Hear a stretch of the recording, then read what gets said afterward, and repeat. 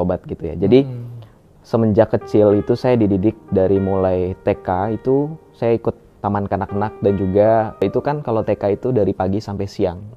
Nah, sorenya itu pulang dari TK itu saya mengenyam pendidikan agama yang kalau kita sebut itu TPA, Taman Pendidikan Al-Quran gitu. Jadi di situ digembleng untuk mempelajari iman dan membaca kitab suci sayang dulu itu kan.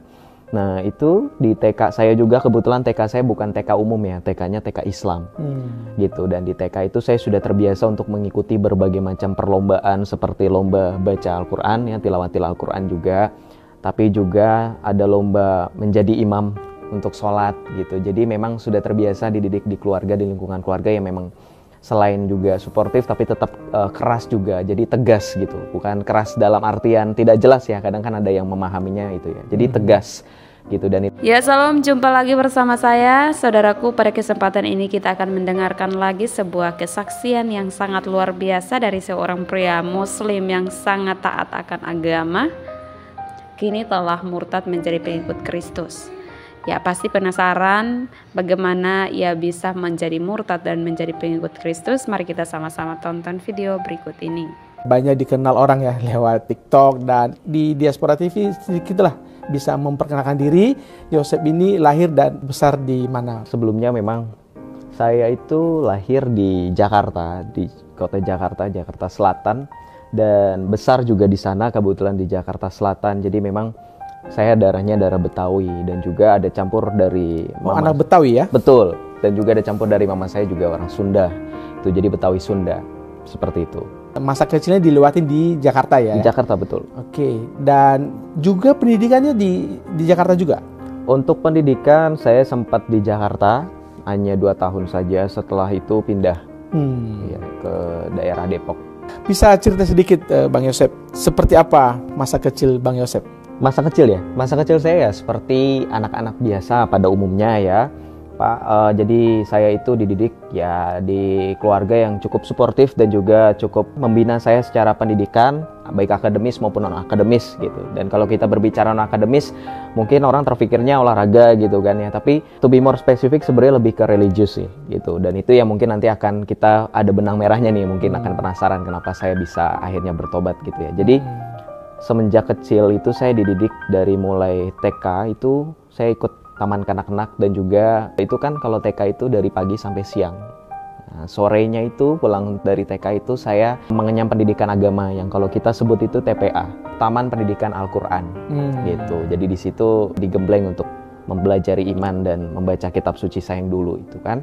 Nah itu di TK saya juga, kebetulan TK saya bukan TK umum ya, TK-nya TK Islam gitu. Dan di TK itu saya sudah terbiasa untuk mengikuti berbagai macam perlombaan seperti lomba baca Al-Quran ya, tilawatil Al-Quran juga, tapi juga ada lomba menjadi imam untuk sholat gitu. Jadi memang sudah terbiasa dididik di keluarga, di lingkungan keluarga yang memang selain juga suportif tapi tetap keras juga, jadi tegas gitu. Bukan keras dalam artian tidak jelas ya, kadang kan ada yang memahaminya itu ya, jadi tegas gitu. Dan itu yang membuat saya kenapa pada akhirnya itu sempat menjadi condong ke radikal terhadap iman saya yang dulu itu, seperti itu.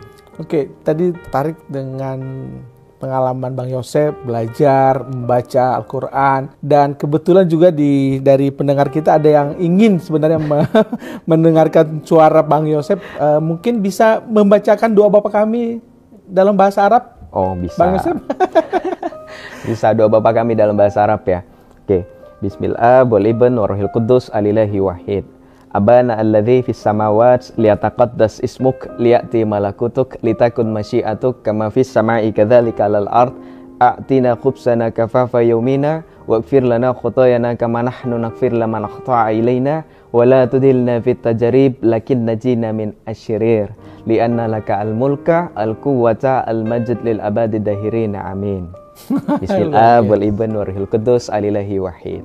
Terlebih seperti itu. Jadi bismillah itu juga ada ya di kita ada. Jadi kebiasaan orang Kristen itu sedari mulai itu membuat tanda salib, dan ingat bahwa tanda salib itu kemenangan. Nah, tapi lebih spesifik kalau kita tadi mendengarkan saya membuat tanda salib dalam berbahasa Arab itu kan yang unik itu mereka menggunakan Bismillah wal ibn warohil kudus al ilahi wahid. Nah, sebenarnya yang unik itu di kalimat terakhir al ilahi wahid. Nah, itu kan kata dalam bahasa Arab yang berarti Allah yang esa, Satu, Allah yang satu. Itu untuk mempertegas bagaimana iman kita itu berbicara tentang keesaan Allah gitu. Jadi itu mungkin sekaligus ya secara tidak langsung, kalau kita bilang apa ya, tamparan telak ya untuk orang-orang di luar sana yang menuduh kita menyembah berapa Allah. Punya tiga ya kan. Allah. Ternyata sudah sedari mula kita itu, ya kan kita tahu ya bahwa di dalam kisah para rasul sendiri, ketika para rasul tercurah api Pentakosta itu kan, Roh Kudus itu Di hari ke-50. Iya, di hari ke-50 itu mereka berbicara dalam bahasa-bahasa yang termasuk di dalamnya adalah bahasa Arab. Iya. Gitu. Dan makanya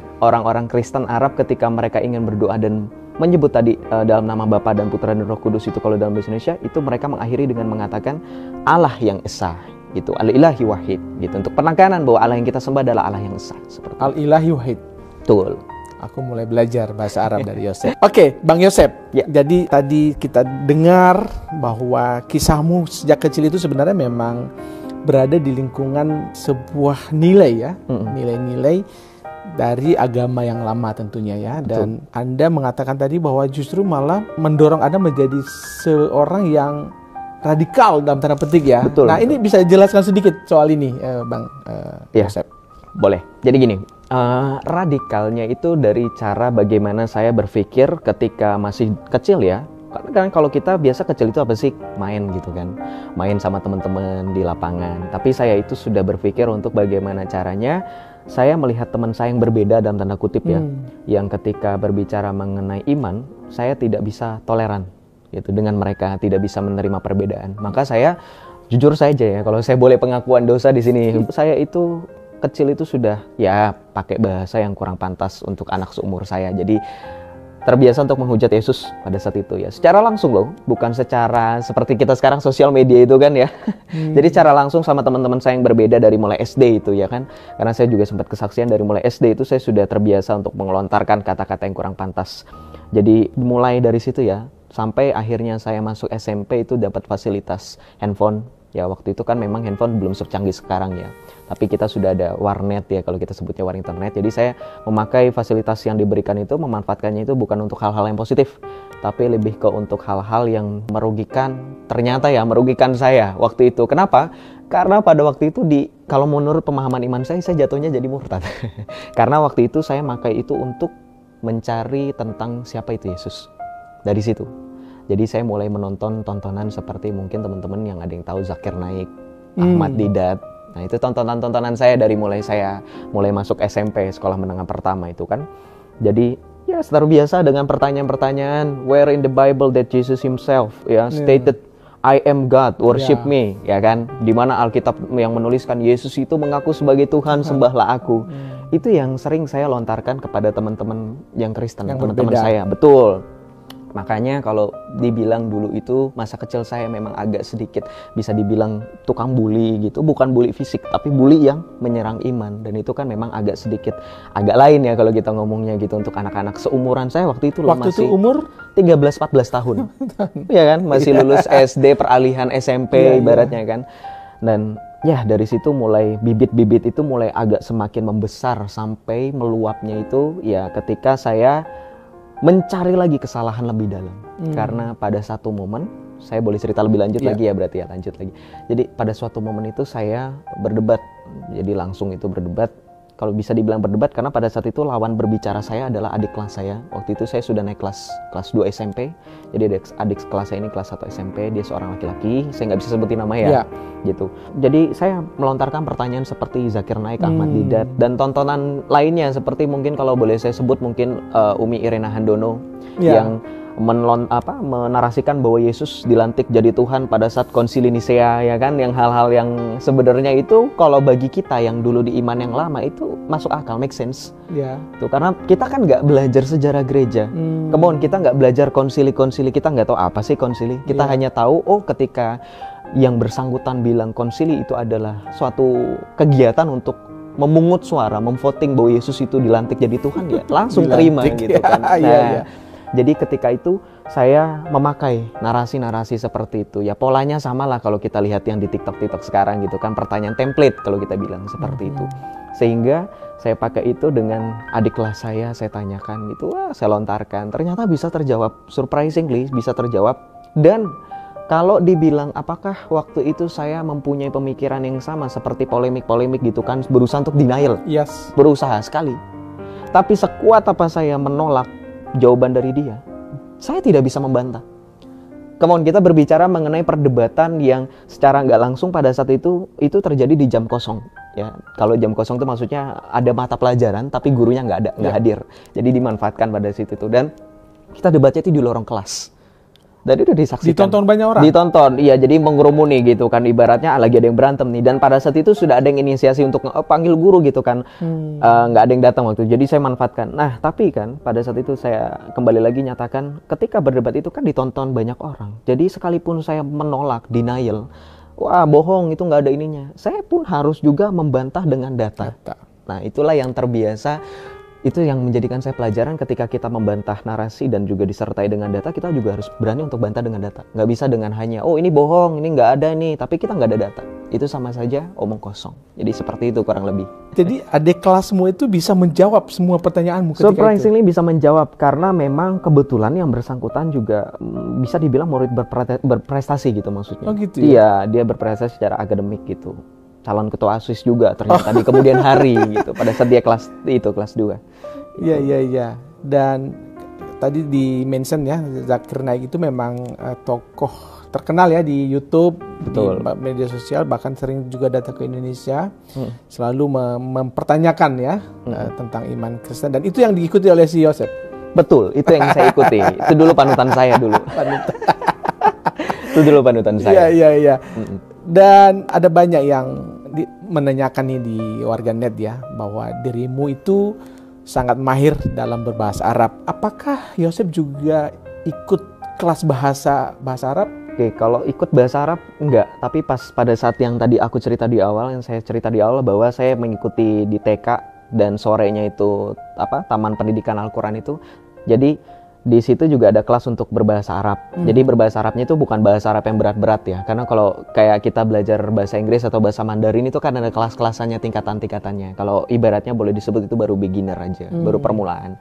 Nah, kalau dibilang fasih, sebenarnya gini. Mungkin kalau teman-teman yang menonton juga ada dari Murtadin, mungkin ada yang sama seperti saya. Jadi kalau kita sudah terbiasa membaca kitab kita yang dalam bahasa Arab itu, dan ketika kita mengucapkan suatu kosakata tertentu dalam bahasa Arab, atau tadi ketika doa dalam bahasa Arab, doa Bapa kami, itu akan terbiasa gitu. Makanya sebenarnya yang bikin orang fasih atau tidak fasih itu dari bagaimana cara dia mau mempelajari atau enggak. Dan kalau saya dibilang fasih sebenarnya enggak juga gitu, karena masih belajar juga, dan kebetulan second language saya bukan Arab gitu, bahkan bahasa ketiga tuh bukan. Jadi bahasa Arab itu hanya sebagai untuk ketika saya berdiskusi dengan mereka.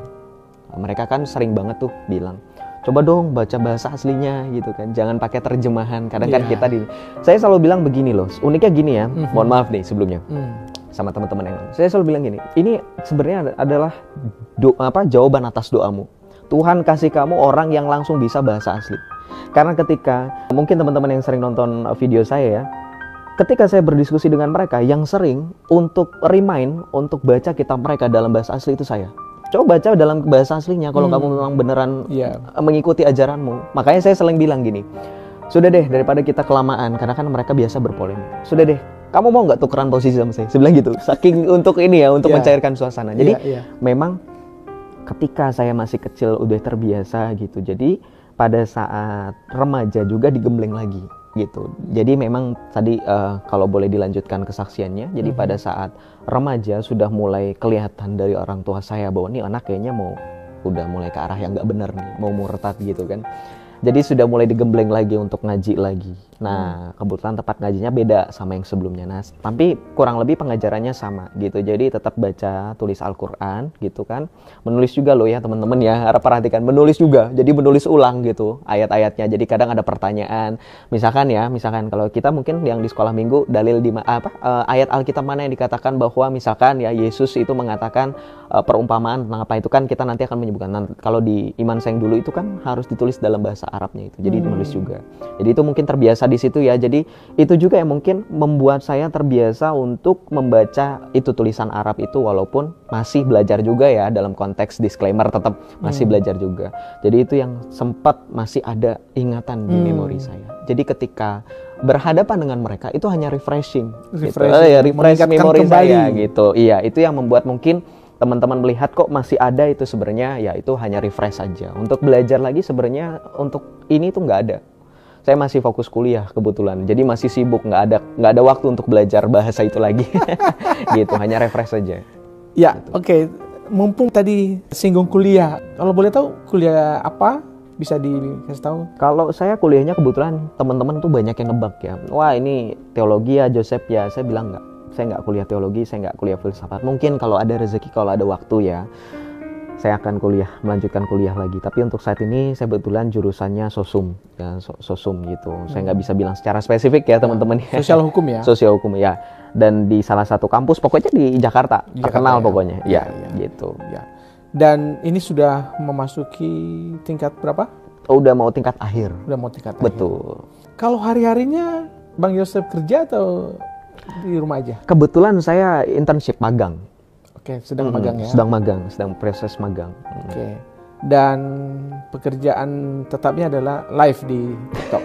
Kalau live itu saya nggak bisa bilang pekerjaan ya. Kadang ada orang juga tuh yang suka singgung. Ini lucu ya, kalau saya boleh bahas. Kadang ada orang komentar begini. Joseph nggak ada kerjaan ya live begini. Kok nggak ada kerjaan? Saya selalu bilang, iya memang saya nggak ada kerjaan. Iya. Logikanya kalau kita kalau ada kerjaan kita nggak mungkin live TikTok, betul? Ngapain? Ya, nah, buang waktu. Betul, karena saya anggap live TikTok itu sebagai sarana untuk bagaimana caranya melepaskan kepenatan dari kerja dan juga sekaligus luang waktu untuk meluangkan untuk sharing firman Tuhan, kebenaran juga, dan juga sekaligus untuk meneguhkan dan juga untuk bertemu kembali secara tidak langsung dengan teman-teman seiman gitu kan. Karena juga selain dari sana, dari polemik-polemik, kita juga kan melihat banyak sekali teman-teman Kristen yang merindukan bahwa kita punya sosial media dimanfaatkan untuk sharing firman gitu. Jadi kita memanfaatkan itu. Jadi sebenarnya kalau dibilang pekerjaan tetap enggak sih. Karena saya juga live-nya juga jarang-jarang. Kebetulan baru kena ban kemarin seminggu. Aduh, jadi curhat. Itulah pokoknya. Kita bergeser di segmen yang lain, Bang Yosef. Tadi sempat sih disinggung tadi bahwa ketika usia 13-14 tahun, cara pandang Anda tentang kekristenan memang udah mulai terlihat ya. Di awal-awal benci, tapi kok akhirnya berbalik. Nah itu mungkin bisa dicerita Bang Yosef. Mulai berbalik itu momen apa? Oke, sebenarnya gini, momennya itu pada saat tetap benci ya. Klimaksnya itu kebencian. Karena kan ada ungkapan ya, benci itu artinya lama-lama menjadi cinta gitu kan. Nah itu, jadi ungkapan itu yang saya alami sendiri gitu. Jadi kalau teman-teman melihat pertobatan saya itu, saya bukan yang mengalami, mungkin di luar sana masih banyak orang yang mengalami penglihatan Kristus ya, mungkin bermimpi ya secara supernatural atau beatific vision itu ya, melihat penglihatan. Tapi saya enggak, lebih merasakan bagaimana Tuhan itu memanggil saya dan menyentuh, menjamah. Dalam artian begini, ketika proses klimaks itu tadi, puncaknya adalah membenci di umur saya yang ke-14 tahun ini, proses pencarian itu semakin mendalam, menggebu-gebu. Jadi saya memanfaatkan tadi yang saya bilang di awal, memanfaatkan internet, ya kan, mencari nih Yesus ini siapa sih, kan. Dari mulai saya itu tadinya nggak kenal sama sekali dengan konsep Allah Tritunggal Maha Kudus. Saya tidak mengenal adanya gereja. Saya tidak, pokoknya orang Kristen, taunya Yesus. Nah itu. Nah sampai akhirnya bergerak secara perlahan berprogres, saya mengenal Kristus. Oh ternyata Yesus. Oh ini menurut para rasul. Kenapa sih alasannya ini orang Kristen kok mendengarkan iman para rasul ini ngapain sih? Padahal Yesus ya Yesus. Sedangkan dalam iman saya kalau kita mau kenal Tuhan, kita langsung direct dong. Ternyata ada alasannya. Dari situ masih tergugah. Oh masa sih? Dari situ mulai agak bimbang. Dari situ mulai udah mulai mempertanyakan justru tentang validasi iman saya yang pada saat itu. Itu dari situ memang uniknya gitu. Saya nggak kepikiran orang. Kita boleh ngomong ya, kalau saya boleh ngomong kasar teman-teman mohon maaf. Dulu itu saya mikir Kristen tuh amit-amit. Kalau kita ngomong dalam bahasa iman saya yang dulu, na'udzubillah min zalik. Untuk berpikiran menjadi orang Kristen. Tapi ya itu uniknya. Nah dari situ mulai lagi melakukan pendalaman lagi. Jadi saya juga belajar mengenai gereja, sejarah-sejarah gereja. Siapa itu bapak-bapak gereja? Saya belajar mengenai bagaimana ternyata ada Kristen ini, itu, dan seterusnya. Dan itu yang mulai perjalanan itu memanggil saya untuk mengalami begitu dalam kasih Tuhan itu ketika saya ingin menjadi orang Kristen itu puncaknya pada saat saya SMA. gitu. Itu puncaknya. Jadi alasan sebenarnya sejatinya itu tetap pada kebencian, nggak berubah. Nggak ada kayak tiba-tiba mungkin mengalami mimpi gitu, nggak ada. Tetap kebencian itu yang memuncak, yang semakin overdosis ya kalau kita sebutnya, kalau dalam dunia medis overdosis berlebihan sampai akhirnya berubah 180 derajat.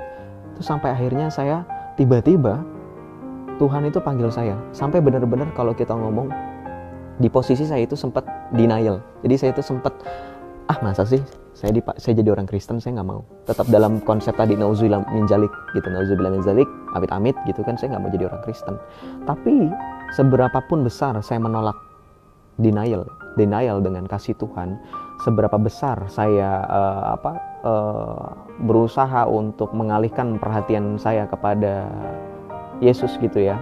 Saya berusaha mati-matian untuk melaksanakan ibadah saya yang dulu gitu kan. Saya bangun di sepertiga malam untuk melaksanakan itu kegiatan itu, sholat tahajud itu, tetap nggak bisa gitu. Sampai akhirnya ya, kalau boleh saya ngomong sih terus terang, orang tua itu sampai mendatangkan mediasi gitu kan. Nah itu yang sebenarnya di posisi itulah saya mungkin bilang bahwa benar-benar Tuhan itu memanggil. Karena yang divine intervention, yang namanya kuasa ilahi, seberapa besar manusia menolak, itu tidak akan bisa gitu. Kalau Tuhan sudah memanggil, kalau Tuhan sudah ini ya sudah pasti gitu. Saya percaya itu divine intervention, bagaimana kuasa ilahi itu memanggil gitu ya. Karena saya udah merasakan sendiri.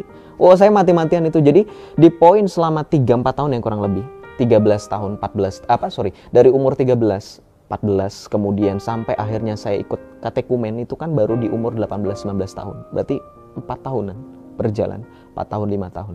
Itu selama itu saya tetap bergumul dengan iman saya yang lama, tetap saya melaksanakan 5-5-nya, kecuali yang paling kelima ya. Kelima saya kan naik haji kan belum. Jadi 4-4-nya ini saya melaksanakan tetap, puasa tetap gitu. Jadi itulah seperti itu ya, kurang tadi lebih. disebutkan di SMA.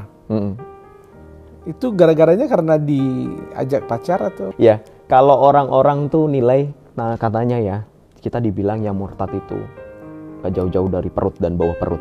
Wah itu, saya juga baca komentar-komentar banyak yang seperti itu bilang. Sebenarnya gini, orang ketika berbicara mengenai iman, kita bisa nilai bagaimana strugglingnya, survive-nya dia. Saya itu sempat ketika SMA, saya boleh cerita. Pada saat saya baru semester pertama ya, baru kelas 10, kelas 1 SMA ya. Itu saya sempat sudah dinotis oleh guru saya, oleh wali kelas gitu kan. Bahwa katanya pada saat pengambilan rapot ya, wali kelas saya itu bilang sama orang tua saya, sama mama saya kebetulan waktu itu ngambil rapot, bilang katanya, kayaknya ini anak ibu udah nggak bener. Ya itulah dengan kata-kata yang sama, nggak bener itu kan, dengan tanda kutip. Padahal saya selalu bilang sama mama saya, sejak kapan saya nggak bener, saya bilang gitu. Saya tantang balikan. Ada nggak kira-kira laporan dari guru BK misalkan, ada nggak saya terlambat, ada nggak saya bolos kelas? Ternyata masalah iman. Saya bilang gini, saya pada saat itu karena sudah terbiasa ya nonton itu perdebatan ya, saya suka nonton ya pokoknya tentang hal-hal yang berbau debat itu. Makanya orang tua saya tahu saya suka berdebat ya.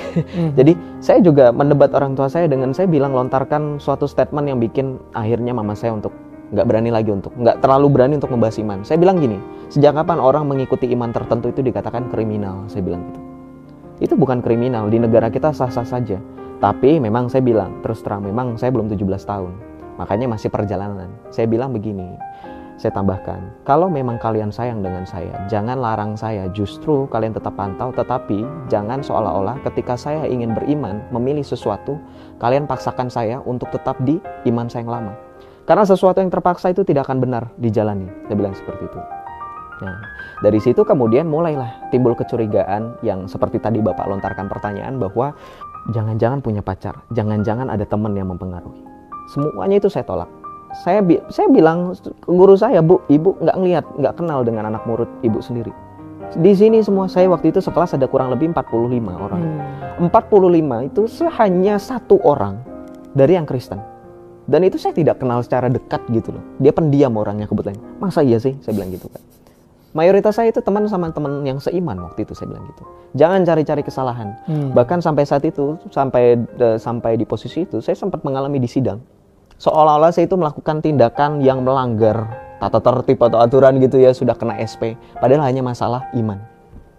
Jadi memang Kalau saya boleh bilang saya sangkut pautkan dengan tindakan intoleransi di institusi di negeri kita, itu sudah saya mengalami itu. Jadi seolah-olah kita diintervensi untuk jangan sampai murtad. Dan itu keluar dari mereka-mereka ini yang guru-guru ini yang mengatakan bahwa saya terkena kristenisasi. Itu kan tuduhan yang sangat serius loh, fatal loh. Saya sampai bilang kristenisasinya di mana? Guru-guru Kristen itu nggak ada yang approach saya. Karena waktu itu saya terus terang sama guru-guru. Silakan dilihat dewan-dewan guru yang mengajar dari mata pelajaran wali kelas itu nggak ada Kristen yang saya pun nggak kenal dengan mereka, dan saya nggak pernah approach mereka. Boleh tanya, kenal nggak dengan saya gitu? Nggak kenal pasti, gitu. Jadi nggak ada hubungannya dengan mereka. Ini memang pure dari saya. Lalu saya cerita seperti yang saya cerita sekarang, dari SMP saya seperti ini. Memang awalnya saya membenci, saya juga cerita seperti itu di depan mereka.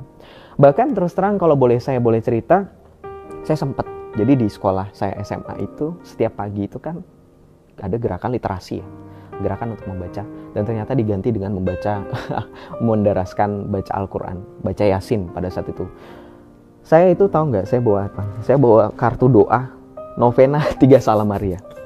Saya baca itu, saya buka sengaja di depan mereka. Untuk apa? Untuk ibaratnya itu challenging. Sekalipun saya diintervensi, saya nggak bakalan takut gitu. Sampai akhirnya itu diambil sama guru saya. Saya sampai di sidang lagi. Di sidang kedua akhirnya saya bilang, saya sempat waktu itu kalau boleh jujur pengakuan dosa, saya juga sempat bilang di kesaksian saya sampai merobek di depan mereka. Saya sampai bilang gini, kalau ini yang buat Anda takut, ini robek. Saya bilang, saya robek depan doa mereka. novena tadi. Doa novena, kaplet doa itu dengan gambar Bunda Maria dan Yesus. Saya robek depan mereka. Oh, saya robek-robek. Terus tahu nggak? Saya bilang begini, saya terus terang. Sekarang robek, kira-kira menurut Bapak atau Ibu, saya bilang gitu, kan ada orang tua saya. Kira-kira menurut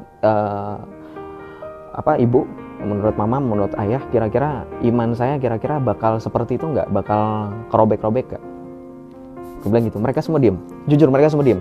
Saya bilang gini, saya terus terang bilang gini, diem. Ya, berarti nanti kita akan lihat ke depannya nanti. Kalau memang iman saya seperti kartu doa ini terobek-robek gitu kan, nggak tersisa gitu kan, tinggal sampah, saya akan tetap Islam. Gitu. Saya bilang gitu. Saya tantang mereka. Tapi kalau misalkan iman saya tidak tergantung pada yang saya robek ini, gitu, karena mereka mempersalahkan ini dong. Ya, saya bilang, ini bukan barang terlarang. Sejak kapan ini barang terlarang? Ini bukan narkoba loh. Saya bilang, mohon maaf, ini bukan obat-obatan terlarang. Ini sah saja, gitu kan.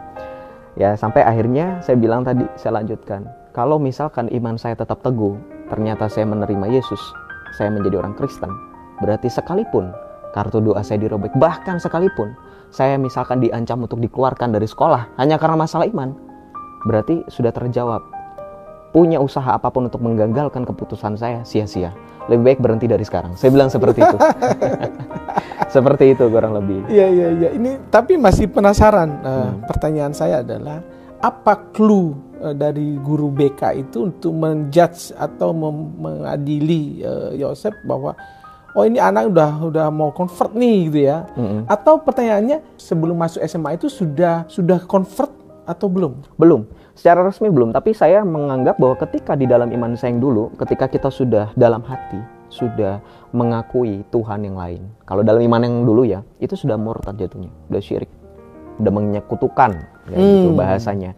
Sehingga ketika saya berpikir, lah buat apa kalau gitu, ya udah mending saya meninggalkan sholat. Maka pada saat poin itu saya juga jelaskan sekarang, kalau misalkan saya dipaksa untuk melakukan kegiatan sholat di sekolah saya kan tetap diwajibkan untuk sholat Jumat ya. Itu setiap laki-laki kan itu disidak setiap kelas.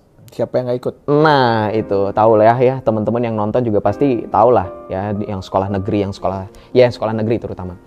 Jadi disidak, dan saya ketahuan sekali waktu itu ya, karena waktu itu saya ya sudah di puncak itu ya, saya pikir percuma ya kan, ya daripada saya menista, itu jatuhnya menista, betul nggak? Betul. Kita melakukan kegiatan ibadah yang sebenarnya kita sudah ada ilah lain. Menurut iman saya yang lama, saya sudah menerima ilah yang lain. Jatuhnya di dalam hati saya sudah menerima Kristus, sudah mulai menerima Kristus. Artinya sekalipun saya beribadah sudah tidak ada nilainya, kan gitu. Saya cerita, terus buat apa saya ibadah? Bilang gitu. Oh pokoknya kamu tetap harus ini kan, kamu masih Muslim. Ya terserah. Saya bilang gini, sejak kapan urusan ibadah orang private? Ya, karena di dalam mereka kan ada ungkapan hablum minannas, hablum minallah, gitu kan. Hubungan antara manusia dan hubungan antara Allah, antara Tuhan. Sejak kapan hubungan antara Tuhan itu harus diintervensi manusia lainnya? Saya bilang, saya dapat pengajaran dari guru agama saya bilang gitu, saya sebutkan nama gurunya. Silakan tanya, cross check. Saya sempat dibilangin loh, kita masuk ke surga, kita masuk ke neraka itu sendiri-sendiri. Ya Mbok ngapain ngurusin saya punya surga, saya punya neraka?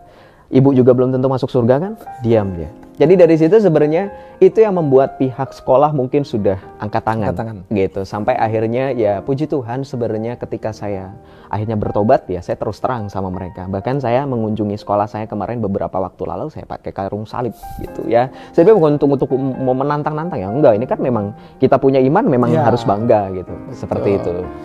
Ya, pertanyaan banyak orang juga bagaimana prosesnya dirimu menjadi pengikut Kristus ini, mungkin bisa di-mention atau masih ingat ketika momentum seperti apa bahwa ya mulai detik ini ya udah aku tinggalkan agama yang lama. Oke. Bisa cerita, Yosef? Oke, siap. Jadi gini ya, uniknya saya itu masih namanya anak muda, masih denial. Jadi ketika saya berbicara mengenai proses pertobatan, saya mulai bertobat itu, saya itu sudah mulai merasa sudah saat itu juga saya menjadi pengikut Kristus. Ketika saya merasa di iman saya yang lama sudah tidak ada gairah, sudah tidak ada buah-buah, gitu, tidak mendatangkan kebaikan dan tidak mendatangkan keselamatan yang pasti tentunya. Setelah saya melakukan yang tadi saya bilang di awal, research, yes, comparing gitu kan. Dan memang kita harus kritis ya dengan iman. Kita harus mempertanyakan iman kita. Kita harus mendetail tentang apa yang kita imani. Bahkan ada suatu kutipan dalam iman saya yang lama itu, ada Syekh Shalih bin Utsaimin itu pernah mengatakan bahwa jika kamu meyakini sesuatu tanpa ada dalil, kamu sesat. Itu berdasarkan itu saya kemudian mencari dalil banyak sekali untuk meneguhkan saya menjadi pengikut Kristus. Sampai akhirnya ya kita mulai berbicara dari mulai konteks ketuhanan. Ya kan, itu kan pasti kan pertama. Nah itu yang pertama kali ketika diserang, ketika saya sudah terlihat untuk menjadi pengikut Kristus, tobat. Nah jadi dari situ kemudian saya memilih untuk mengikuti Kristus karena ketika saya sudah menghadapi orang tua saya, terus kemudian juga mereka mendatangkan ustadz ya untuk mereka usahanya sih supaya saya nggak murtad, tapi ternyata ya kalau kita dibilang wallahu alam saya tetap murtad gitu kan. Iya. Nah sampai akhirnya saya itu suatu ketika memutuskan untuk mengikuti Kristus ketika pergumulan saya itu semuanya sudah terjawab di dalam Kristus. Ada jawabannya, gitu kan. Karena ketika berbicara mengenai sabda Tuhan, Yesus itu sendiri mengatakan, oleh karena namaku kamu akan dibenci dan orang-orang akan menyerahkan kamu ke mahkamah agama. Dan bukan kamu yang berkata demikian, melainkan Roh Kudus yang akan berterus terang. Itu yang kata-kata itu yang saya terus pikirkan dan saya flashback, saya review. Oh iya ya, ketika kamu alami sendiri. Saya alami sendiri. Dan pada saat itu yang seperti saya bilang, saya benar-benar belajar itu otodidak, belajar kekristenan. Tapi entah kenapa ketika berhadapan dengan mereka semua plong, terjawab lancar dan mereka tidak bisa yang benar-benaran membuat saya berpikir, balik lagi deh gitu. Balik lagi deh jadi ini, nggak jadi pengikut Kristus, nggak jadi Kristen gitu. Nah, sampai akhirnya suatu hari saya datang di gereja paroki di Jakarta Selatan. Saya datang bertemu dengan salah seorang romo. Saya cerita dengan keluh kesah saya saya menyampaikan motivasi saya, intensi saya ingin dibaptis. Saya langsung, romo saya mau dibaptis gitu kan. Awalnya saya tanya sama security kan, mau ketemu ini, oh iya silakan. Akhirnya diarahkan sekretariat, pada saat itu ada romonya. Nggak ada janji sebelumnya? Nggak ada janji, padahal harusnya ada janji kan. Ditanyain memang, ada janji nggak? Coba ini dulu ke sekretariat dulu. Akhirnya, kebetulan ada romonya, makanya itu kayaknya jalan Tuhan memang. Iya. Ditanya gitu kan, ditanya motivasinya apa, dari mulai motivasi. Akhirnya saya cerita lagi dong panjang kali lebar, latar belakang saya cerita pergumulan saya, pengalaman saya kayak tadi saya cerita kurang lebih dengan romo tersebut. Sampai akhirnya romo bilang gini, oke, gitu, tunggu lagi ya, gitu, tunggu momen lagi ya. Kenapa romo? Saya bilang gitu. Tunggu lagi aja, kamu harus ketika mengikuti Kristus yang kamu harus tahu adalah jangan ketika sudah di tengah jalan kamu berpikir ada yang kurang dari agamamu yang sebelumnya sehingga kamu memanfaatkan momen itu untuk mempelajari kembali. Dan itu yang selalu saya bilang sama teman-teman. Ketika kamu sudah menerima Kristus, tidak ada lagi waktu untuk kamu pelajari iman kamu yang sebelumnya. Sudah fokus untuk Kristus, fokus untuk Kristus. Makanya saya bilang sama teman-teman yang Kristen dari lahir, bersyukur di dalam Kristus. Nggak ada ngomong tentang keselamatan kita itu nggak ada hubungan dengan iman orang lain, betul? Tidak ada hubungan yang ketika kamu berbicara dengan orang-orang di luar Kristen, let's say dengan iman saya yang lama, dengan Islam, gak ada keselamatan kita. Tuhan Yesus ketika kedatangan kedua kalinya, Romo bilang, tidak akan tanya gitu, sudah berapa banyak ilmu hadis atau Al-Quran yang kamu hafal. Jadi nanti ketika kamu sudah dibaptis, sudah menerima materai, tanda perjanjian kamu, keselamatan kamu, tidak ada momen di mana kamu belajar lagi. Gitu. Harap dimengerti omongan saya. Tegas Romo pada saat itu. Dan saya terima itu sebagai masukan, dan saya pada saat itu menerima bahwa itu ya oke, Tuhan gitu. Saya bilang itu memang ya sudah, kalau Tuhan memang mau itu ya sudah. Saya bersabar lagi. Jadi itu yang membuat saya kurang lebih akhirnya baru dibaptis itu di umur ke-19 tahun, 18 sampai 19 tahun. Setelah tamat SMA? Setelah tamat SMA, itu perjalanan yang panjang dari mulai SMP, dari mulai SD SMP itu ya. Ya, meskipun sebenarnya kerinduan ada kerinduan yang menggebu-gebu ya. Betul. Dan di masa pencarian itu menuju saat dibaptis itu, Yosef terus belajar. Ya, jadi saya mengikuti arahan Romo. Jadi aku pikir ya, saya bikin semacam to-do list. Apa yang harus saya pelajari ya? Apa yang harus saya comparing ya? Ketika saya sudah menerima Kristus, nanti jangan menyesal. Apa yang kira-kira menjadi poin-poin utama yang bisa nanti menjadikan salah satu alasan motivasi terkuat saya hingga akhirnya memilih Kristus sebagai jalan satu-satunya. Jadi saya belajar itu.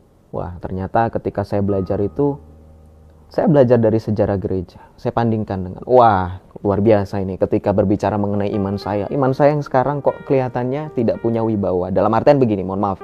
Tidak punya wibawa dalam artian begini. Ketika berbicara mengenai iman, akan banyak orang yang bilang bahwa iman kita itu hanya dari buku. By book. Jadi kalau kamu tanpa buku, kamu gak bisa beriman. Kan gitu. Ternyata saya baca, wah kekristenan mula-mula gak ada Alkitab. Ya. Kita berpegang pada ajaran para rasul. Maka ketika saya bandingkan dengan mereka, kenapa mereka begitu mengglorifikasi hafal, harus dihafal. Kalau nggak hafal, tandanya kamu tidak beriman, itu kan. Yang kemudian dipakai justifikasi itu untuk iman kita. Yes. Sehingga orang Kristen sering dibilang, wah kamu bisa hafal. Katanya Oten nggak hafal Bible-nya. Itu justifikasi itu ternyata ketika kita berbicara mengenai sejarah, justru itu menjadi salah satu value yang paling tidak bisa ada bandingannya. Kekristenan bertahan selama 300 tahun. Tanpa Alkitab yang buku yang sekarang kita pegang. Yes. Dan itu yang menjadi iman saya. Berarti zaman dulu itu orang percaya Kristus itu sungguh-sungguh. Sampai kita tahu ya, ada gereja, ada bagaimana sejarah gereja itu ada martir yang mereka berani memberikan nyawa mereka hanya demi iman. Dan saya bandingkan dengan iman saya. There's no value yang sebanding. Dan itu yang membuat saya kemudian berpikir, oh ya ternyata ketika Romo mengatakan itu ada benarnya juga. Ketika saya disuruh, diminta untuk cari lagi apa yang membuat salah satu motivasi yang nantinya ketika suatu momen, suatu hari ada orang yang mempertanyakan apa sih alasan terkuat, apa sih alasan terutama, saya bisa menjawab itu. Dan ternyata itu puji Tuhan sudah dipersiapkan. Begitu kurang lebih. Dan bagaimana dengan keluarga ketika itu, Yosef? Bisa ceritakan? Ya, jadi dari mulai yang tadi saya cerita ya, keluarga itu kan mulainya keras. Ya, keras dalam artian ya kekerasan mental dan fisik. Mental itu dalam artian verbal. Setiap hari saya selalu diintimidasi dalam tanda kutip, bukan untuk sebenarnya kebaikan di sisi mereka, untuk tetap maintain bahwa saya tetap berada di iman yang mereka inginkan. Gitu. Jadi saya tetap dididik untuk tetap melakukan ibadah itu, ya saya tetap lakukan. Karena tetap dong, kita sekalipun menjadi pengikut Kristus yang pada saat itu saya ingin, intisarinya adalah saya ingin lihat comparing, ternyata di dalam kekristenan juga kita disuruh untuk menghormati ayah dan ibu. Dan itu termasuk dalam 10 perintah Tuhan. Ya, hormatilah ayah dan ibu. Dan saya tetap berdoa. Dan uniknya ini ya, kalau saya boleh pengakuan dosa juga. Dan ini untuk directly kepada teman-teman yang dari iman saya yang lama. Saya disuruh melakukan ibadah itu. 5 waktu sehari itu, saya berdoa Bapa kami. Doa Salam Maria, itu yang saya daraskan. Dan saya selalu memulai dengan tanda salib. Dan berdasarkan itu juga sehingga orang tua saya pada saat itu semakin lama rasa suspicious atau curiganya itu semakin berkurang. Karena saya tetap mengikuti, oh kayaknya udah taubat nih gitu kan pikiran mereka. Tapi ternyata mereka nggak tahu kan. Sampai akhirnya, long short story, singkat cerita, ya saya terus terang sama mereka. Dengan terang-terangan saya membeli salib. Dan itu pertama kali yang saya lakukan tindakan yang begitu nekat ya. Karena kan saya masih masih butuh orang tua dong. Masih butuh dana, masih butuh asupan. Kalau nggak salah anak pertama ya? Betul, saya anak pertama gitu. Nah, sampai saya membeli Alkitab, saya membeli salib gitu kan. Saya pasang di kamar saya. Saya pasang itu dengan harapan bahwa saya percaya dengan perantaraan kitab suci, dengan Alkitab, dengan salib. Saya berharap bahwa iman saya semakin tumbuh. Ya, saya menunjukkan iman saya yang sejati dengan kesungguhan saya beli itu. Di end mereka tahu. Ya tahu reaksinya apa ya. Saya disidang lagi gitu kan. Itu klimaksnya di situ. Jadi mulai merasakan kekerasan fisiknya mulai dari situ. Jadi saya benar-benar saya merasakan dipukul pakai salib besi loh itu. Salibnya bukan salib kayu ya teman-teman, salib besi. Kalau teman-teman tahu salib Benedictus itu, Benedictus itu yang besi itu, besi tembaga, nggak tahu besi atau tembaga, pokoknya keras itu dipukul ke kepala saya gitu. Ya Alkitab juga ya dibuang sobek-sobek, dan pemikiran saya pada saat itu ya saya menganggap bahwa karena saya sudah belajar sejarah yang tadi saya bilang bahwa kita sudah terbiasa dengan tanpa buku, dan ternyata Tuhan jawab itu. Coba nanti lihat bagaimana. Saya anggap Tuhan itu berbicara kepada saya ketika orang tua saya merobek-robek Alkitab di depan saya, kemudian memukul salib ke kepala saya. Itu saya anggap Tuhan mau ini contoh nyatanya.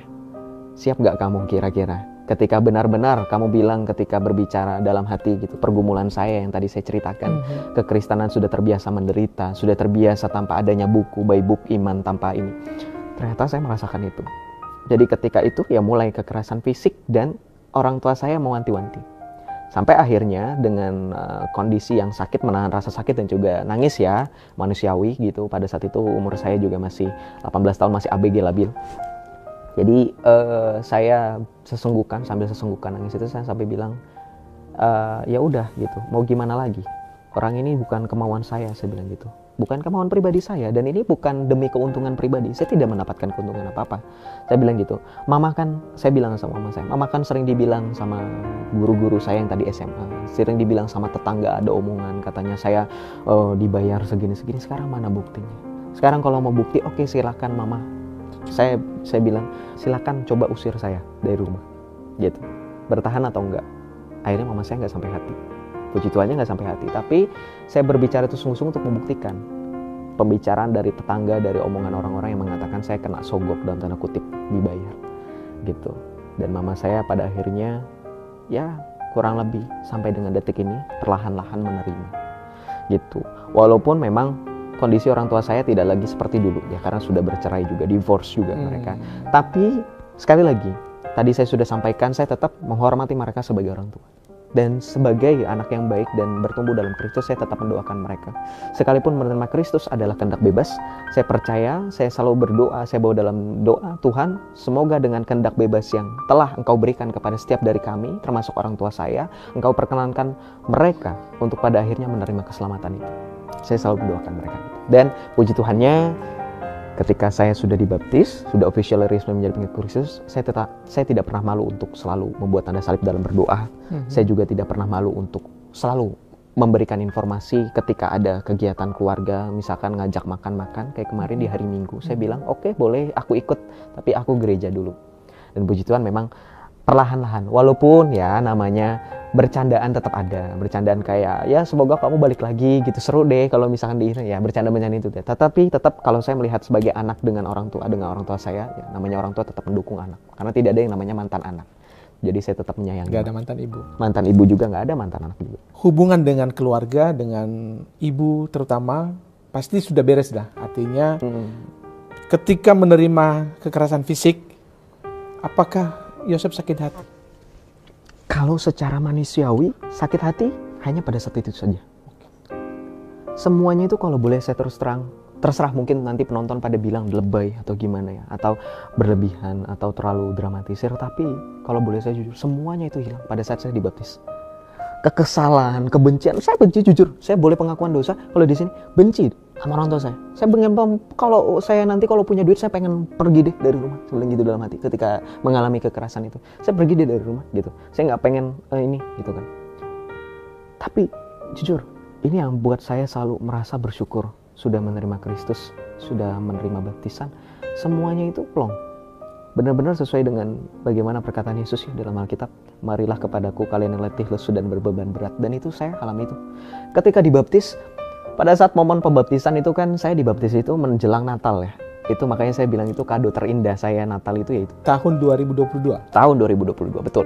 Jadi pada saat baptisan itu selain saya mengalami yang namanya sukacita, saya juga terharu. Tiba-tiba yang tadinya rasa benci itu masih tetap ada. Sampai dengan detik-detik saya jadi katekumen ya, saya calon baptis, masih ada. Saya masih ada pemikiran, habis ini mau cari kerja gitu kan. Pada saat kuliah itu saya mau cari part time atau kerja sampingan untuk biar keluar dari rumah. Betul, supaya bisa kos ya, biaya mandiri. Tapi setelah baptisan tiba-tiba berubah pikiran semuanya. Harus menerima itu. Harus justru ketika saya menjadi pengikut Kristus, wartakan Kristus dengan cara yang kasih. Dengan ketika kamu menjadi pengikut Kristus, kita baca dalam Alkitab, Rasul Paulus mengatakan kita diubah dari tubuh yang fana menjadi tubuh yang mulia, serupa dengan Kristus. Sebagaimana Kristus adalah Adam yang baru. Maka ketika saya menjadi orang Kristen, saya mau seperti bagaimana Kristus hadir di dalam diri saya, maka justru jangan menjauhkan Kristus yang ada dalam diri saya, justru mendatangkan Kristus. Maka ketika pada saat baptisan itu, saya semakin terbuka, saya semakin cair. Yang tadinya itu boleh terus terang, saya itu sama keluarga memang agak jauh. Maksudnya dalam artian saya nggak pernah curhat-curhat tuh antara anak dengan orang tua, nggak pernah curhat masalah percintaan, masalah pendidikan, masalah-masalah karena kadang ada yang cair gitu. Tapi setelah benar-benar berubah, setelah itu saya jadi cair gitu. Walaupun tetap ada yang namanya hubungan antara anak sama mama ya, ada cekcok sedikit, tapi nggak sampai yang seperti dulu saya merasakan kebencian, pengen pergi gitu, melupakan orang tua saya, bahkan adik-adik saya. Tapi setelah dibaptis itu, puji Tuhan semuanya itu jadi seolah-olah Tuhan mau ketika saya menerima keselamatan, ya mau nggak mau saya menerima keselamatan itu untuk juga dibagikan kepada, terutama untuk keluarga saya gitu. Seperti itu. Baptisan itu menjadi alasan Yosef untuk lebih mengasihi mama sama adik-adik lagi. Betul, mengasihi lagi, lebih mengasihi lagi, seperti bagaimana kasih itu semakin terpancarkan benar-benar seolah-olah air itu membasahi dan juga membersihkan. Itu benar-benar tohir kalau kata gitu. Mentahirkan, mensucikan. Baptisan itu benar-benar mensucikan, dan itu bukan hanya kalau kita berbicara secara spesifik, kalau dari mereka kan secara jasmani. Secara rohani intinya baptisan itu yang saya rasakan itu adalah secara rohani itu membersihkan kita. Itu dia intisarinya. Dan hubungan dengan kedua adik gimana, Yosef? Kalau dengan adik-adik saya, puji Tuhan, adik-adik saya itu menerima saya apa adanya sebagai kakak atau abang mereka, atau AA mereka ya, karena saya disebut dengan AA, dipanggil dengan AA. Dan mereka juga tidak ya ada penasaran dari adik saya yang laki-laki yang baru kelas 3 SD, mungkin belum, pola pikirnya belum sedewasa yang adik saya yang SMA. Dia menanyakan, kok AA bukan Islam gitu ya. Saya jelaskan, tapi saya jelaskannya dengan pendekatan supaya dia tidak rumit-rumit memikirkan ya, menyesuaikan gitu ya. Tapi tetap puji Tuhan dia menerima, dan saya juga tetap mengasihi dia juga tetap mengasihi saya. Pun begitu juga dengan adik saya yang sudah besar, yang sudah memahami juga tentunya perjalanan hidup saya, dan juga dia menyaksikan secara tidak langsung dan maupun langsung ya, karena pada saat mengalami kekerasan fisik itu juga adik saya menyaksikan. Jadi saksi ya. Betul. Jadi memang sekali lagi bahwa hubungan saya dengan keluarga puji Tuhan sekarang sudah baik ya, sudah mulai berjalan baik, dan puji Tuhan akan kedepannya lebih baik lagi gitu. Yosef, Anda percaya nggak sih bahwa satu orang percaya maka seisi rumah akan diselamatkan? Betul, percaya saya. Percaya itu. Ini kan bukan tidak mungkin keluarga akan menonton video ini. Ada nggak yang mau disampaikan sama mereka, Yosef, lewat video ini? Iya, yang mau disampaikan ya mama, papa, adik-adik ya. Saya AA ya, kalau boleh saya sebut AA.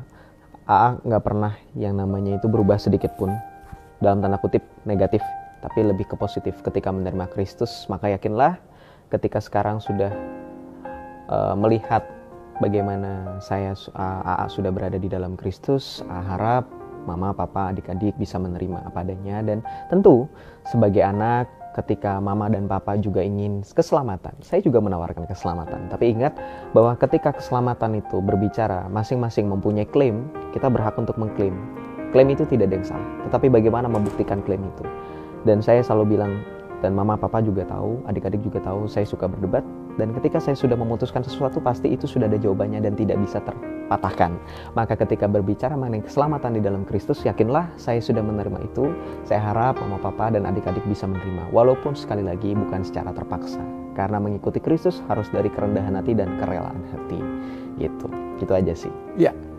Yosef, kalau boleh tahu sama adik-adik sama mama itu satu rumah sama Yosef sekarang, atau Yosef posisinya di mana? Untuk sekarang saya ngekos karena memang lagi kuliah, dan memang untuk efisiensi waktu dan juga jarak, dan juga lagi kebetulan lagi magang kan gitu. Agak repot kayaknya kalau misalkan dari Depok ke tempat saya magang gitu. Tapi tetap komunikasi. Maintain komunikasi by WA, chatting gitu, tetap ada komunikasi. Dan kadang kalau antara untuk secara khusus dengan adik-adik saya gitu kan, adik saya yang gede ini ya biasalah hubungan kakak dengan adik. Kadang kalau adik minta ongkos, minta duit, ya saya kasih gitu aja, tetap cair gitu suasananya. Dan kita ada grup keluarga juga. Saya tetap ya kadang kalau saya boleh cerita sedikit, curhat sedikit ya, di grup keluarga itu kan kalau di WhatsApp itu Bapak Ibu ada stiker ya, saya kirim stiker rohani, bercandaan gitu. Dan itu untuk apa, menunjukkan bahwa memang relasi itu tidak pernah terbatas, sekalipun kita sudah berbeda memilih jalan. Yang satu jalannya lebih agak panjang, yang satu jalannya lebih agak singkat, dan itu adalah satu-satunya jalan.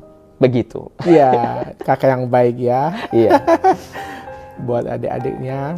Dan kita sekarang melihat Yosef adalah seorang apologet dan menjadi buah bibir warganet terutama di TikTok.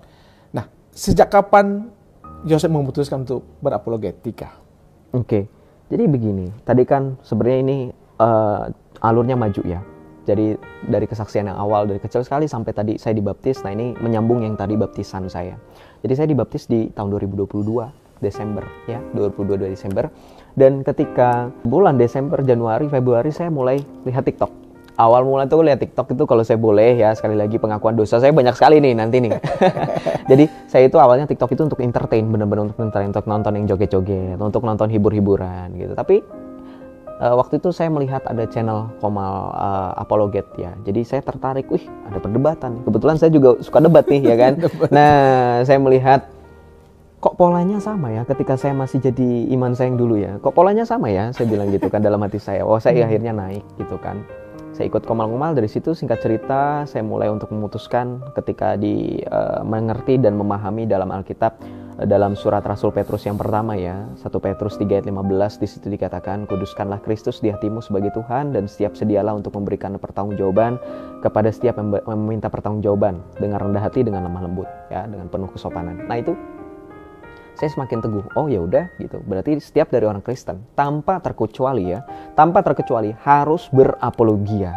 Karena kan bahasa asli memberikan pertanggungjawaban, kalau kita lihat dalam bahasa aslinya 1 Petrus 3:15, berapologia, apologia. Sehingga setiap dari orang Kristen harus berani berapologetika gitu kan. Karena mempertanggungjawabkan iman. Iman itu harus diberikan kesaksian selayaknya para rasul.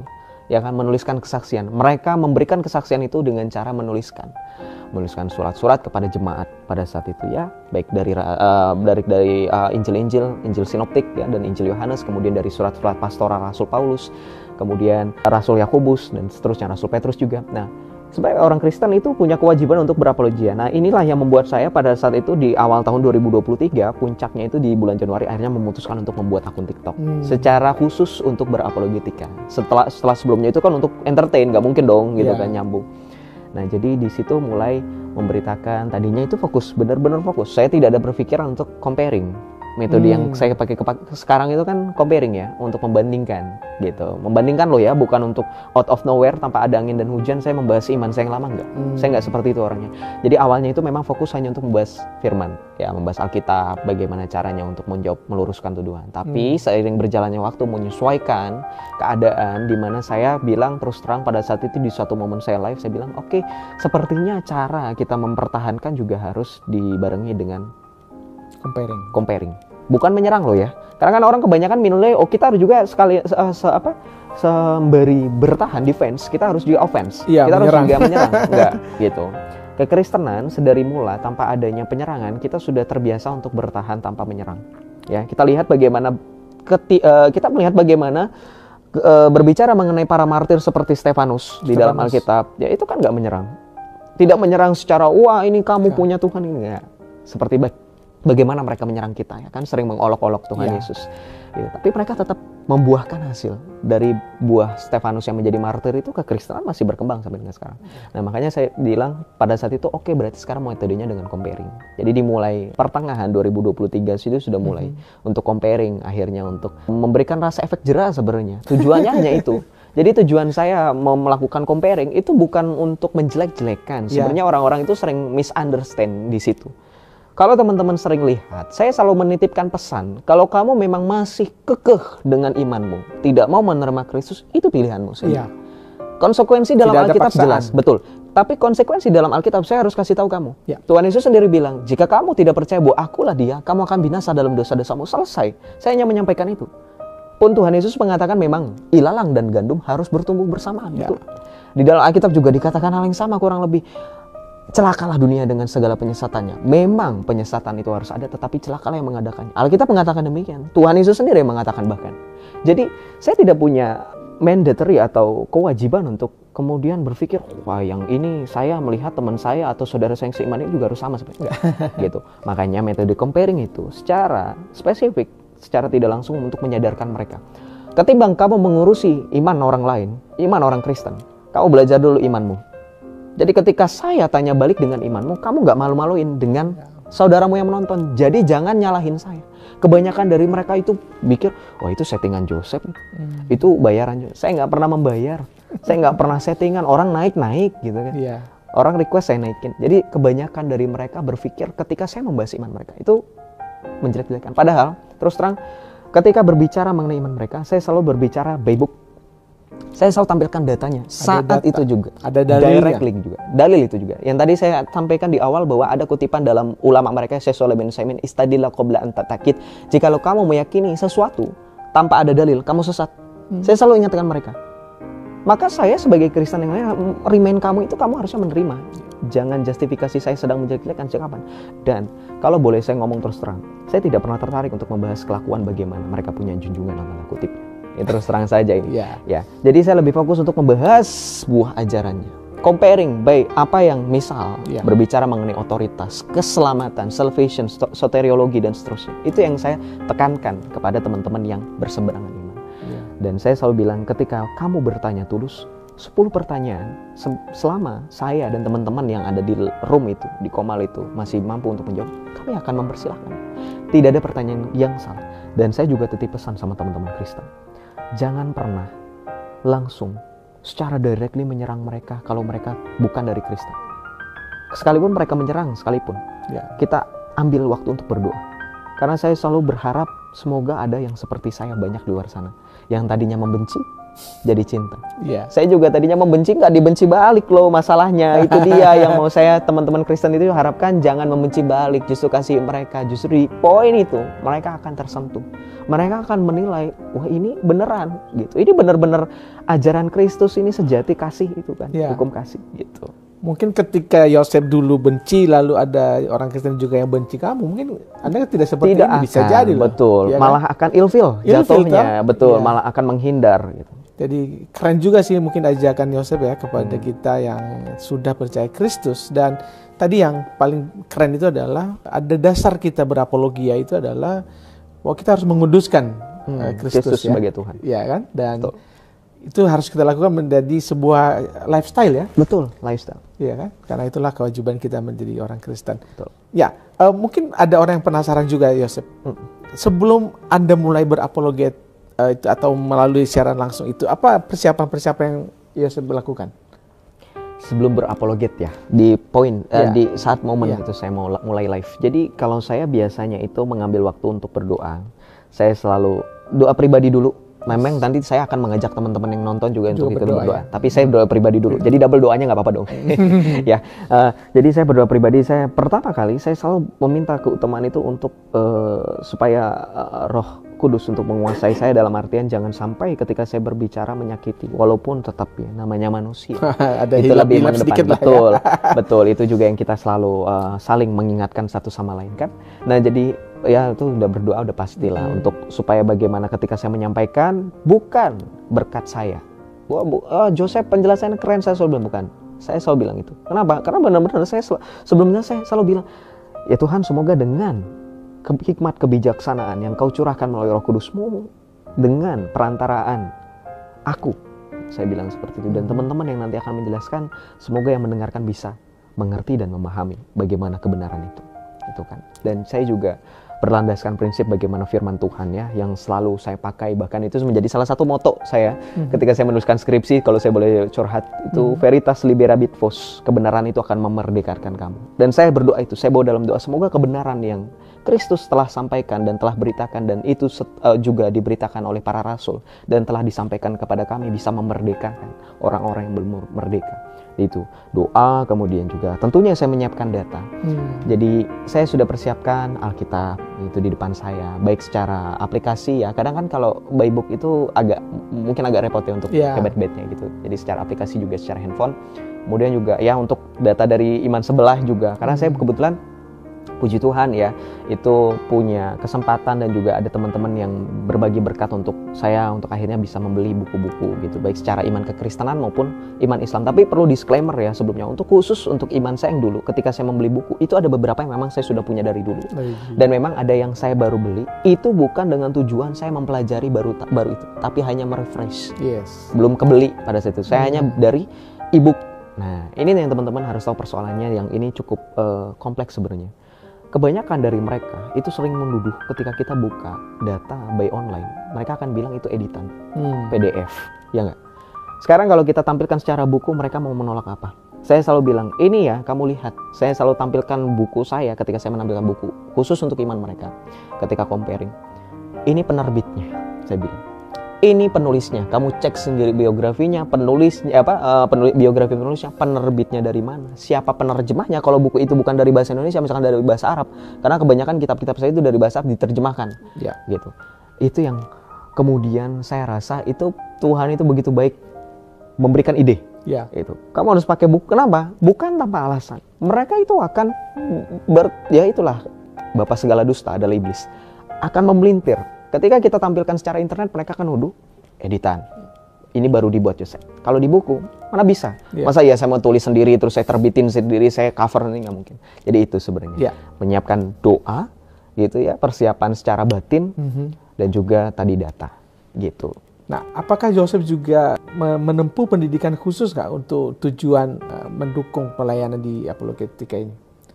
Untuk pendidikan secara khusus, secara formal sebenarnya untuk S1 gitu ya, kuliah belum ya, karena sampai detik ini tadi yang seperti sudah ditanyakan sebelumnya, saya masih mahasiswa semester akhir dan bukan jurusan teologi atau filsafat. Tapi untuk pendidikan non formal, saya selalu bergabung dengan pengajaran dari teman-teman Katolik dan dari gereja Katolik.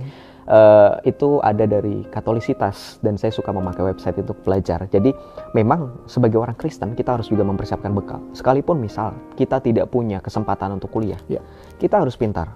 Zaman sekarang sudah teknologi sudah semakin canggih. Saya juga belajar dari websitenya Ibu Rita Wahyu dari Sarapan Pagi, dan juga dari website lainnya dari internasional gitu, dari Catholic Answer atau dari New Advent dan seterusnya. Dan itu yang harus kita gali, pemahaman kekristenan secara menyeluruh, secara general yang bisa menopang. Yang pada akhirnya kita tahu kita punya dalil kuat. Oh, saya pernah baca di sini. Ini ada bukti kuatnya.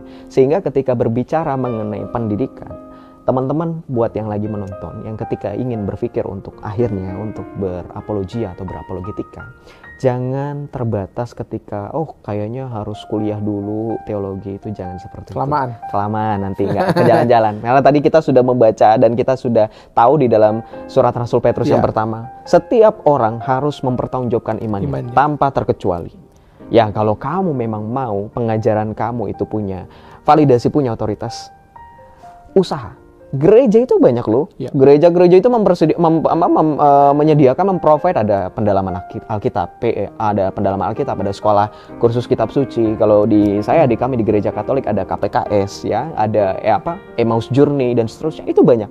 Jadi orang Kristen, ketika kamu sudah menjadi orang Kristen, jangan hanya datang ke gereja. Itu saya bukan justifikasi ya, ini kita sama-sama belajar. Tapi kita harus aktif.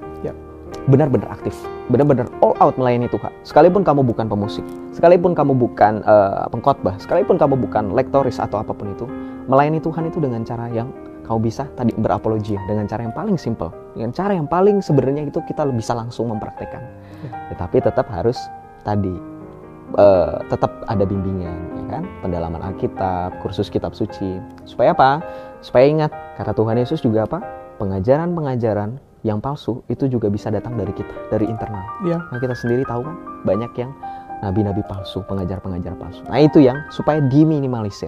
Jadi kalau kita bergereja, dimanapun Anda bergereja, percayakan itu pada otoritas gereja Anda, dan Anda harus punya dalil validasi ketika Anda ingin berbicara sesuatu, Anda punya pengajaran itu. Seperti itu. Nah selama menjalani apologia ini atau apologetika ini, Joseph, ada pengalaman-pengalaman menarik nggak? Bisa di-mention beberapa nggak yang sangat menarik? Pengalaman menarik itu saya kalau berdiskusi atau berapologetika itu di live itu saya pernah langsung ya berhadapan dengan bukan yang kelas awam lagi gitu, sama salah seorang Habib ya. Saya tidak berani untuk menyebutkan namanya atau bahkan kalau kita sebutnya marga ya, ada marganya mereka. Dan saya juga sekaligus berdiskusi dengan salah seorang santri juga waktu itu. Jadi kalau saya untuk yang Habib yang santri ini ada di itu saya di TikTok saya memang di TikTok saya di VT saya share.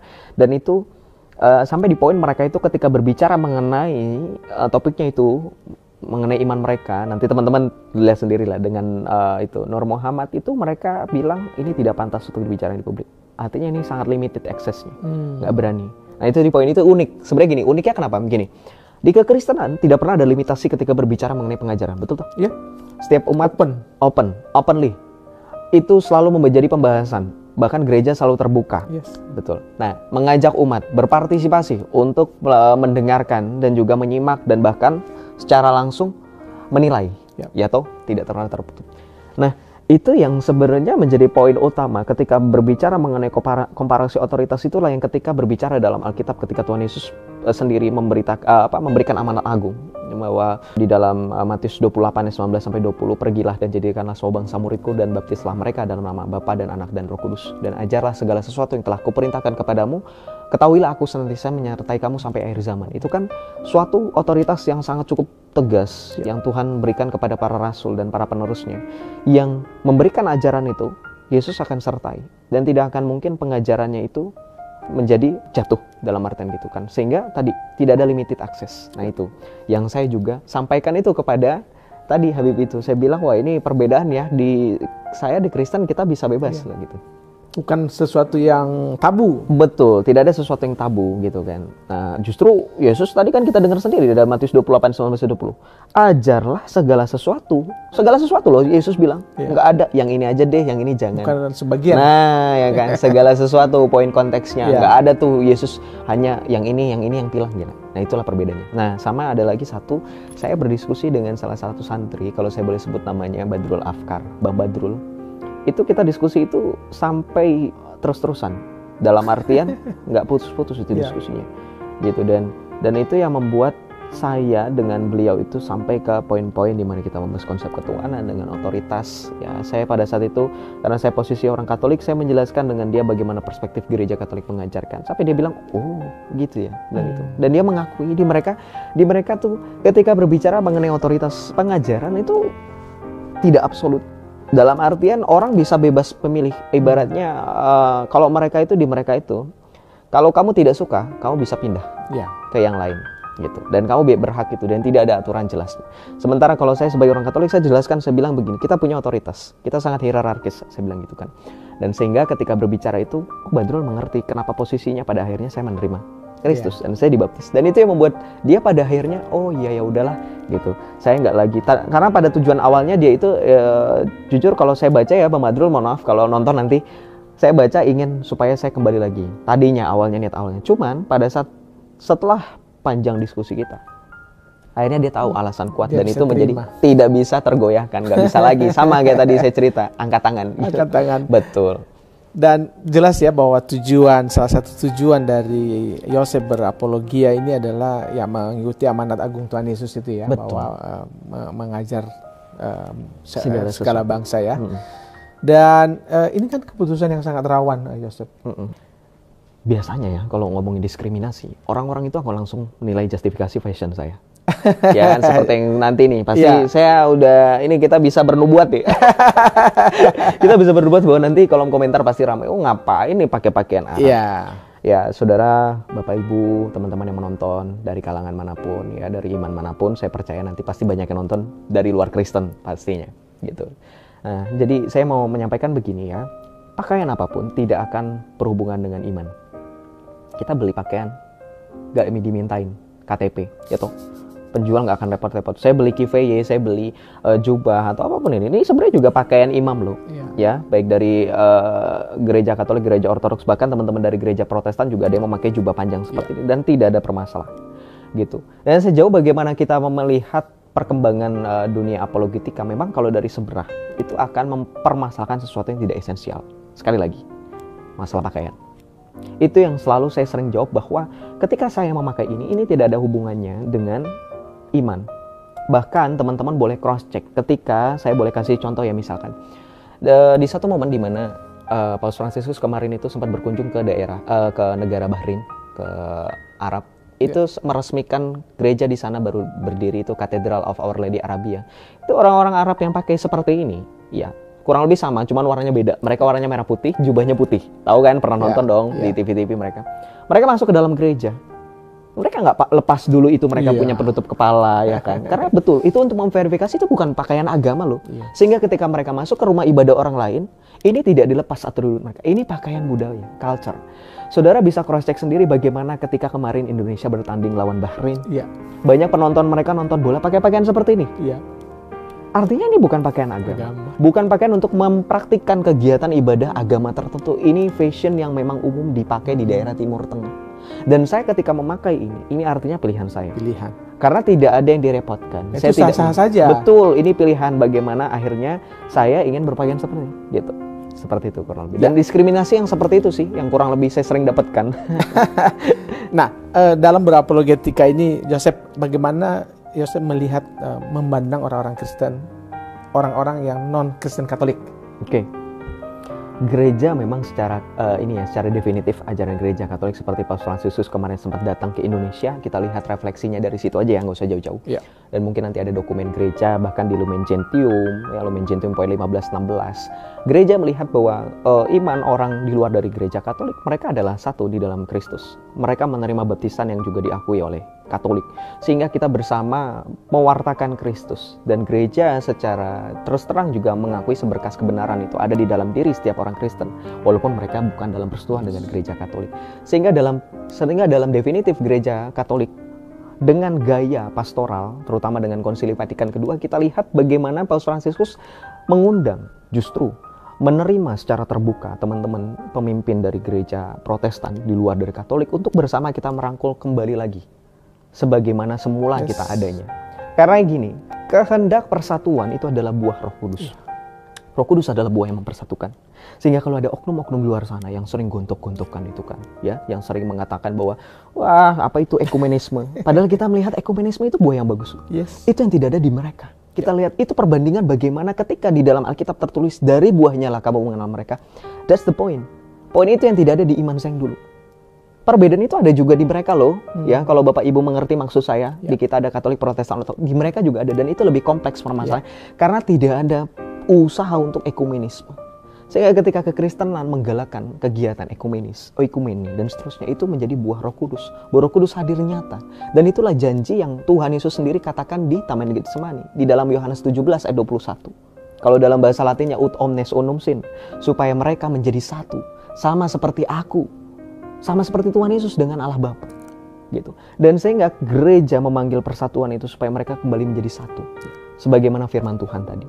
Nah, sehingga terus terang saya berbicara kepada teman-teman yang di luar Katolik ketika berbicara dengan langkah iman yang pasti bahwa mereka juga menerima Kristus. Mari kita bersama mengenal Kristus yang sejati. Bagaimana para rasul telah membicara kepada kita, bagaimana primat Rasul Petrus telah berbicara kepada kita, dan penerus Rasul Petrus itu berbicara kepada kita. Sehingga akhirnya kita menjadi bagaimana firman Tuhan juga di dalam Alkitab. Yesus mengatakan supaya kamu menjadi satu kawanan dan satu gembala. Gitu. Dan kita percaya bahwa Yesus adalah kepala gereja. Gitu. Jadi apapun gerejanya. Betul. Jadi itulah yang makanya saya katakan bahwa sebenarnya persatuan tidak dapat dihindari. Justru itu adalah inti kekristenan. Kekristenan adalah yang satu, maka dari makna Katolik sendiri ada universal. Gitu ya. Seperti itu kurang lebih. Dan kita bersyukur ya, beberapa tahun terakhir PGI dan KWI melakukan tema Natal yang sama ya. Betul. Puji Tuhan banget, dan itu sebuah gebrakan yang menurutku menyatukan tadi ya, Yosef ya. Dan ya, saya setuju bahwa ini ekumenis yang terus kita harus pertahankan karena kita satu tubuh dalam Kristus. Oke, Bang Yosef, ini ada banyak sekali pertanyaan yang dititipkan dari warganet dan beberapa kami pilihkan untuk Bang Yosef. Misalnya ini dari Budi Arjono 1400. Tolong Bang tanyakan tentang pengajaran tipologi penyaliban dalam Perjanjian Lama. Nah, ini maksudnya apa nih? Bisa dijelaskan, Yosef? Mungkin secara sederhananya mungkin ya, apakah dalam Perjanjian Lama ada penggambaran ya, tipologi itu kan penggambaran ya, tipologi maksudnya figur penggambaran nubuatan ya, kalau kita berbicara nubuatan Perjanjian Lama, ada nggak sih? Tentu ada, itu banyak sekali dalam Perjanjian Lama. Tentu kita bisa melihat itu terutama dalam kitab Mazmur. Contoh begini, saya coba untuk memberikan jawaban, tetapi dengan pendekatan pertanyaan yang sering diajukan oleh dari pihak mereka. Karena kan gini, saudara mungkin pernah mendengar mereka itu sering mengutip perkataan Tuhan Yesus di kayu salib. Eli, Eli lama sabachthani. Allahku, Allahku, mengapa engkau meninggalkan aku? Kadang orang menarasikannya, oh itu Yesus berdoa tuh nggak bisa, nggak mampu, kayak gitu. Sebenarnya kalau kita melihat bagaimana tradisi Yahudi pada saat itu, Tuhan Yesus mengutip Mazmur. Ya, Mazmur 22, Mazmur bab 22 ayat 1 ayat 2, saudara bisa baca di situ. Kebiasaan orang Yahudi ketika mendaraskan Mazmur, mereka akan meneruskan Mazmur itu. Mereka meneruskan Mazmur. Nah, kalau dalam gereja Katolik, Mazmur tanggapan itu akan diikuti langsung. Ada lanjutannya. Itu. Nah, ketika berbicara Mazmur 22 ini, justru Anda boleh baca poin-poinnya itu adalah tipologi penyaliban. Kita bisa baca di sini di dalam Mazmur 22 ayat 17. Di situ dikatakan, sebab anjing-anjing mengurumuni aku, gerombolan penjahat mengepung aku, mereka menusuk tangan dan kakiku. Nah, ini kan tipologi yang sangat Jadi ketika berbicara dalam kitab Mazmur ini kan Raja Daud yang menulis ini. Ketika Raja Daud menulis ini kan belum kedatangan Kristus. Ini prainkarnasinya Yesus. Ya, ini gambaran.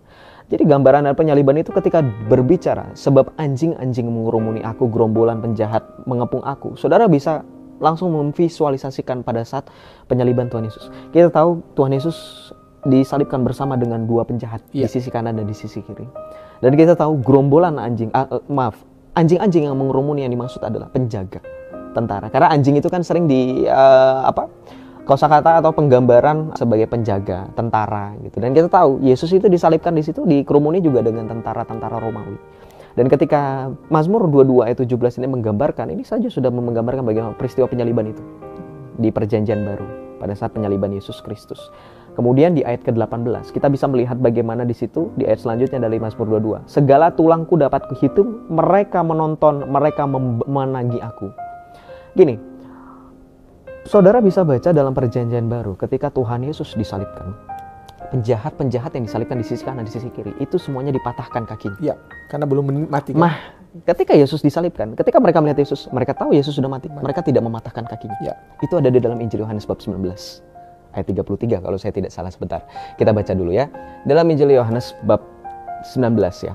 Di situ ayat 33, di situ tertulis bahwa ketika para prajurit melihat bahwa Yesus telah mati, mereka tidak mematahkan kakinya selayaknya para penjahat yang dipatahkan. Sehingga ketika berbicara dalam tipologi di dalam Mazmur 22 ayat 18 ini sudah menggenapi tipologi itu kan. Nah, kemudian ayat yang berikutnya lagi di ayat 20 lagi di Mazmur 22 ayat 20 di situ dikatakan mereka membagi-bagi pakaianku di antara mereka dan mereka membuang undi. Wah, ini sudah pasti kan? Ya, buang undi. Nah, ini sudah pasti, sudah tahu semuanya kan bahwa ketika penyaliban Tuhan Yesus kita tahu bahwa pakaian atau kain yang dipakai Tuhan Yesus itu dibagi-bagikan dan mereka membuang undi tentara. Jadi tipologinya sudah sangat jelas. Nah, kalau memang mau lebih lanjut lagi, ini kan baru kitab Mazmur ya. Karena kita berbicara tadi konteksnya saya memakai pendekatan narasi yang sering ditanyakan oleh dari sebelah. Eli, Eli lama sabachthani. Ini hubungannya dengan Mazmur 22. Yang nanti kalau Anda juga baca sampai selesai, ini Mazmur yang berbicara dari yang tadinya keputusasaan akan diubah menjadi sukacita. Maka nanti di ayat terakhirnya ada tertulis di ayat 22-23 dalam Mazmur 22 ini akan tertulis segala bangsa akan sujud menyembah di hadapanmu. Itu kan tipologi yang sangat nyata toh. Kita lihat di dalam peristiwa penyaliban Tuhan bagaimana kepala tentara Romawi yang tadinya begitu membenci dan bahkan mengikuti bagaimana mereka mengolok-olok Tuhan Yesus. Ketika terjadi gelap gulita pada saat peristiwa penyaliban, gempa bumi terjadi, dia tersungkur. Sambil tersungkur dia mengatakan sungguh orang ini adalah anak Allah gitu. Dan secara tradisi gereja mengenalnya dengan sebutan Longinus, ya, kepala tentara pasukan itu yang menjadi yang dihormati oleh gereja dan jadi percaya, dan itu penggenapan juga dalam kitab Mazmur. Nah, gitu. Jadi kalau itu kan kitab Mazmur. Nah, nanti saudara juga bisa baca dalam kitab Yesaya 53 itu jelas sekali satu perikop itu berbicara mengenai hamba yang menderita, Mesias yang menderita. Itu yang lebih jelas lagi gitu. Oke, lanjut ya. Ada satu orang lagi dari AZ018WW ya. Itu nanti bisa dilihat juga di YouTube ya. Bisakah Kristen itu mandiri dan berdiri sendiri tanpa Islam? Nah, ini pertanyaan ini agak unik ya. Apakah Yosef bisa membantah bahwa jauh sebelum adanya Yahudi, apalagi dengan Kristen yang brojol ke dunia baru kemarin sore, Islam itu sudah ada di dunia sejak dahulu. Padahal itu kan abad ke-6 ya. Secara sejarah dan secara faktual memang iya. Secara faktual sejarah ya faktual ya. Nah, Kalau berbicara mengenai tadi pertanyaannya ya, bisa nggak kekristenan mandiri? Bisa kok, gitu.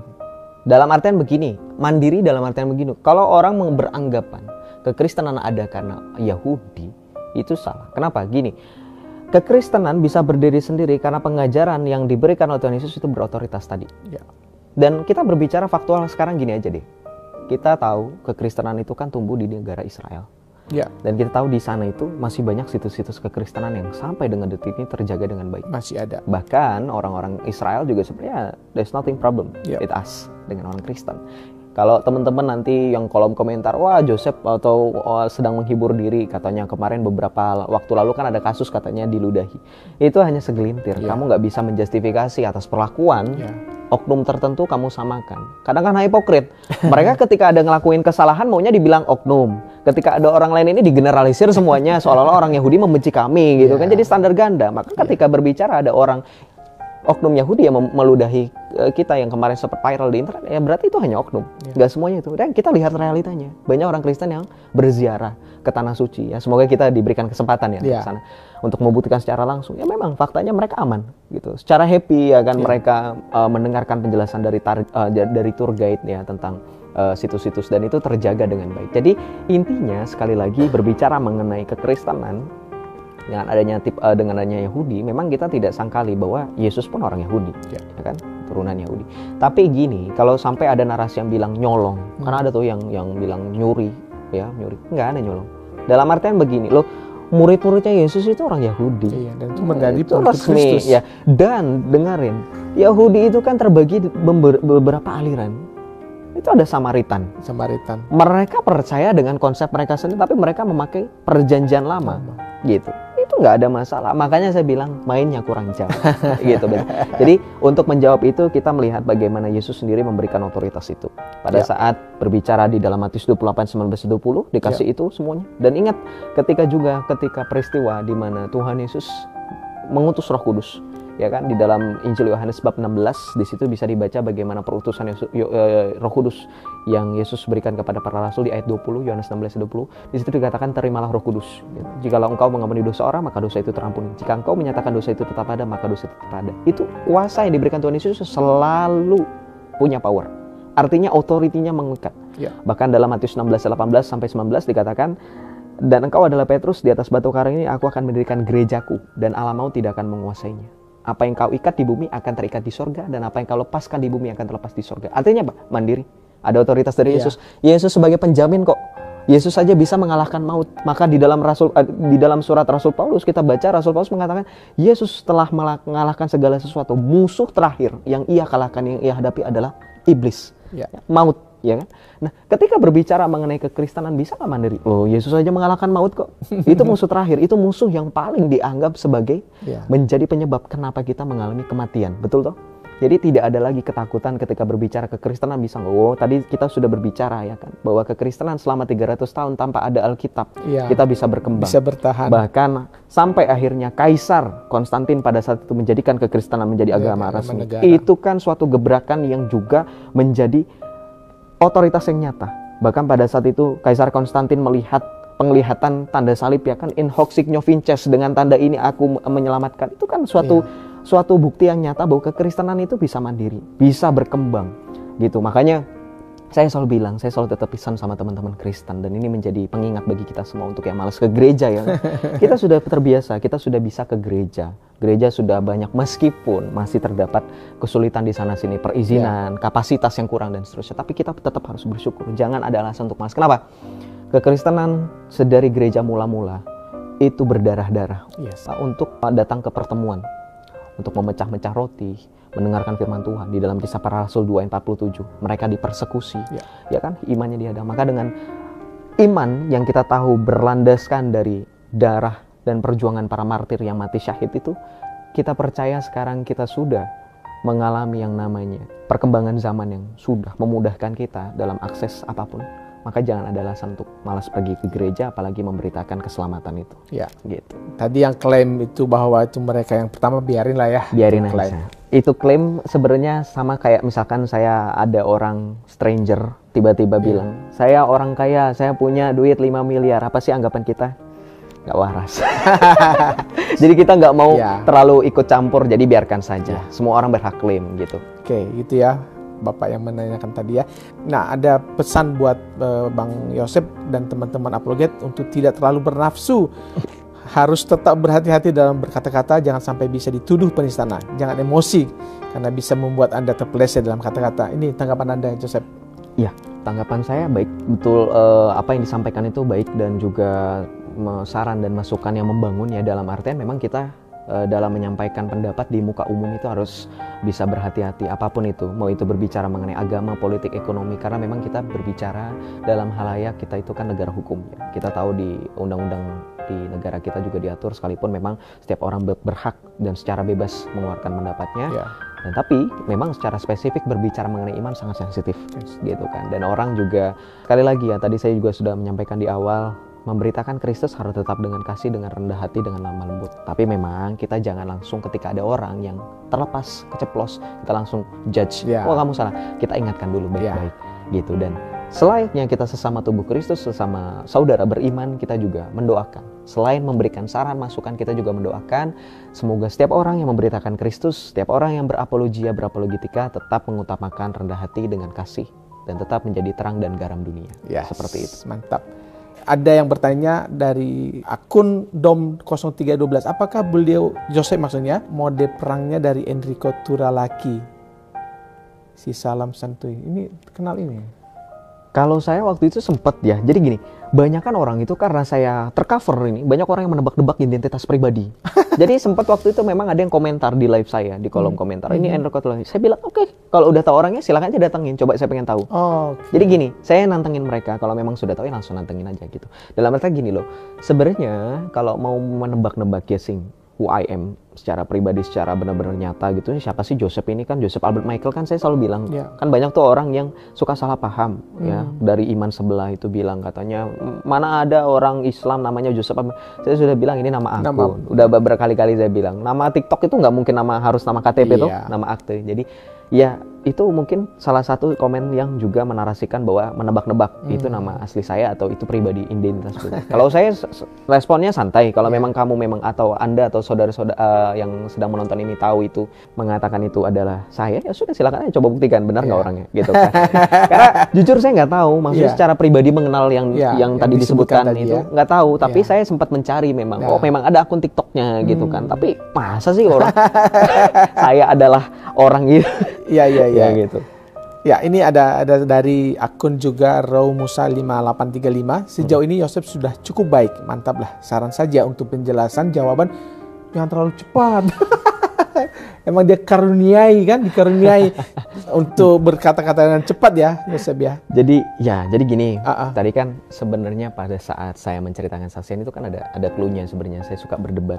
Jadi kalau ikut kompetisi lomba debat itu, entah kompetisi debat mahasiswa itu ya KDMI atau saya terbiasa itu kompetisi debat itu kan ada waktu ya. Ya. Setiap berbicara itu 7 menit. Terukur. Nah, terukur. Jadi saya di pola pikir saya, otak saya menjelaskan 5 menit tek dan itu ketika saya berdiskusi dan berdebat dengan polemik-polemik ya seperti yang saudara-saudara bisa cek di YouTube. Itu orang-orang bisa menilai, misalkan dikasih waktu 5 menit. Saya bagi 2,5 menit untuk memberikan jawaban ketika sudah diajukan pertanyaan, 2,5 menit untuk mengajukan pertanyaan kembali. Jadi memang terstruktur, jadi memang termindset di otak saya ketika menjawab pertanyaan atau bahkan berbicara. Kenapa cepet-cepet ya itu alasan. Dan terkesan cepat. Betul. Jadi mohon maaf. Iya. Tapi sebenarnya nggak ada masalah ya, karena di YouTube atau di TikTok itu bisa kita ulang kok. Kalau misalnya itu kan, artinya Bapak Ibu yang merasa itu cepat, kalau mau ulang lagi bisa kok di rewind. Iya, di rewind ya, betul. Itu aja pertanyaannya. Jadi biarkanlah Yosef tetap dalam style ini gitu loh, karena ada dasar hukumnya, dasarnya untuk bisa begitu ya. Karena dia sangat terukur waktunya. Oke, dari Jenny ya, dari Jenny Is 7792. Saya mau bertanya, Alkitab memiliki otoritas dalam dirinya sehingga tidak perlu alat bantu lain untuk menjelaskan isinya. Apakah Al-Quran juga memiliki? Tapi ini udah membahas Al-Quran yang kita skip ya. Oke, apa yang menjadi mimpi-mimpi Yosef ke depan? Untuk mimpi ke depan tentunya setiap kita setiap insan itu memiliki mimpi yang tentunya membangun, yang berguna bagi diri kita sendiri terutama, dan juga keluarga dan orang lain gitu. Kalau saya pribadi, tentu saya bermimpi untuk bagaimana caranya bisa bertumbuh, tetap bertumbuh dalam Kristus. Saya memiliki iman yang memang setiap manusia, setiap kita orang beriman sekalipun sudah menerima keselamatan, kita kadang seperti roller coaster. Nah, saya mau berharap saya tetap berusaha untuk teguh dalam iman gitu, secara spesifik di dalam Kristus, seperti para kudus gitu kan. Mereka bukanlah orang-orang benar, tapi orang-orang yang berdosa yang kemudian mereka berusaha untuk bertobat dan mereka berusaha untuk tetap berada di dalam Kristus. Jadi mimpi saya secara spesifik untuk Kristus itu. Dan untuk berhubungan dengan hal duniawi, tentunya saya berharap saya tetap menjadi pribadi yang bisa teman-teman selalu nilai saya tetap menjadi orang yang selalu baik gitu kan. Itu tentu saja. Dan saya juga dengan menempuh pendidikan, saya harap tentunya pendidikan saya tamat, selesai, lancar, puji Tuhan, dan saya bisa bekerja. Dan memang pada saat itu saya, ketika kesaksian tadi, memang ada yang miss. Sebenarnya saya itu ada panggilan untuk menjadi seorang imam, menjadi seorang romo gitu. Dan saya berharap mimpi saya ke depannya, jikalau memang itu memang panggilan, saya berharap semoga itu terwujud dan saya bisa melayani lebih dekat lagi kepada umat dan kepada saudara-saudara beriman, tentunya menjadi gembala gitu, menjadi Baik. Terima kasih Bang Yosep atas segala kesaksian hari ini. Kita doakan Bang Yosep selalu menjadi buku yang terbuka ya. Amin. Kitab yang terbuka bagi siapapun, bagi dunia ini, untuk selalu memberikan pengertian dan pemahaman terutama terkait tentang iman kita ya, tentang kekristenan, dan banyak orang menjadi diberkati, bahkan mungkin ya banyak orang akan mengenal Kristus dan percaya pada Kristus. Amin. Terima kasih Bang Yosep. Masih kembali. Jangan kapok-kapok ya Bang kalau Siap. kita undang lagi. Siap. Ya, puji Tuhan, sangat keren kesaksian yang dapat kita dengarkan bersama. Kiranya kesaksian yang memberkati kita semua. Dan saudara-saudara, mari kita doakan teman-teman kita yang telah murtad menjadi pengikut Kristus, agar iman mereka semakin kuat di dalam Kristus. Dan juga terima kasih buat semuanya yang selalu setia dukung dan juga support channel kami. Doa kami selalu menyertai saudara di mana saudara berada. Ya, sekali lagi terima kasih dan shalom, sampai jumpa di video-video kami selanjutnya.